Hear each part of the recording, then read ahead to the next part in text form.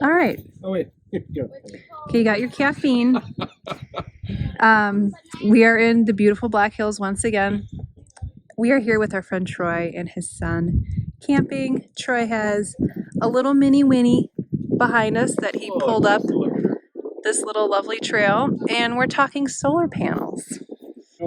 Kate has been wanting to do a little explanation as to what we're running in our Expedition Teardrop trailer. So, short answer is everybody can obviously identify we've got two batteries down here, right? So everything we're trying to charge up will go into these batteries. So we're kind of starting at the back end there. Now, what we do, we've got three different ways to charge our battery system.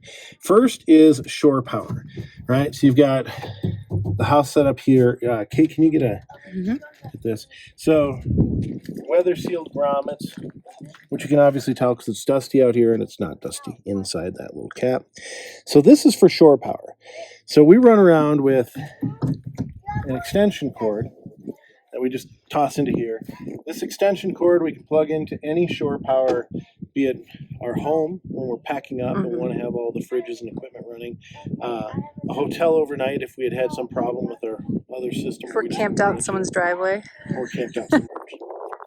That's one way, right? So you're charging up through this. What this is a dual bank battery charger. So you have bank 1 and bank 2, and it charges these batteries independently, but it charges up both of our dual battery system. Fantastic unit, works every time. That's our first thing. But once we're on trail or out on the road, we have another setup. We have solar, or we have this Analytic Systems unit here. Now, the difference between these two is solar is fantastic. We're running it right now. You, I think, had a picture of our solar panel hanging on the side of the truck, or trailer.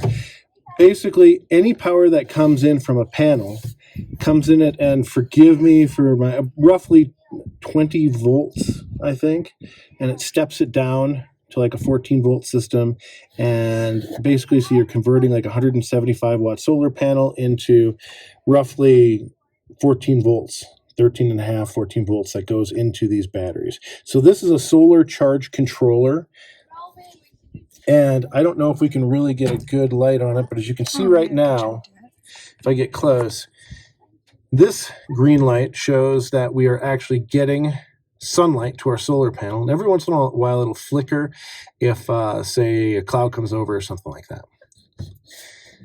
This is out to the battery. This is actually telling how much charge we have.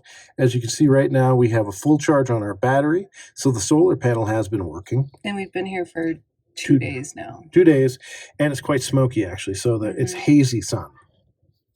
If we were at a half charge, you'd actually have that, and if you're down into the red. Now, we did have an issue where we were down into the red at one time. We were at half charge into the red, and what happened was, and we'll get into this rectifier here. What happened was we were on the road for about 4 days. We were just camping at night. We didn't have a chance to put our solar panel out, and we weren't stopping at night in places where we could plug into shore power. Thus, we have this rectifier, which is this Analytic Systems rectifier. I love their equipment. Now, this is not an inexpensive unit. I don't recall exactly what I paid for it, but it was, I think, around a little less than $1,000, somewhere in there. What this unit does, and the cool thing about this, is we run a 7-pin hookup, which you take a picture so everybody sees. It's a little dirty right now, but 7-pin hookup to our car. Your car has the ability to push 12 volts back from the car and through 12 volts into one of these pins from a 7-pin, which is hooked up to our battery. However, it doesn't charge the batteries well because it's only a 12 volt system out. So the current is actually too low for a 12 volt battery. To properly charge 12 volt battery, you're going to be at about 12.8 or so. So you're constantly putting charge into it, but it's just not enough to actually bring the battery to full charge. You need a unit like this, and this is where these units are really cool when they come in. 12 volts comes into this system. This rectifier actually steps the voltage up to 13.7 is where we have it adjusted, and you can see there's an out adjustment right here.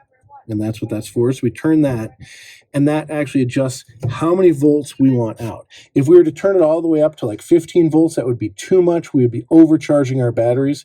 So we have it set at about 13.7. So when we are driving down the road, we switch this to on right here. So you put the rectifier on. And the rectifier's on. That 7 pin that you just got a shot of, that's plugged into the truck. The truck is pushing 12 volts back. This rectifier is, through the magic of electrical engineering, stepping it up to 13.7. And at 13.7, it's got enough output to charge these batteries. So now we have a 12-hour day, say on the road, or a 10-hour day on the road where it's hot. And usually it's around 10 hours or so. It's hot. The fridge is running. We've got other electrical things inside charging, things like that. It's no longer draining these batteries at that same rate because we can't get the solar panel out. We're actually plugged in and charging to our vehicle. So that's our solar setup. That is our rectifier setup. That is our short. Camp millions of miles away from other people. Yeah. Generator as much as There you go. All right. Thank you, gentlemen. Yeah.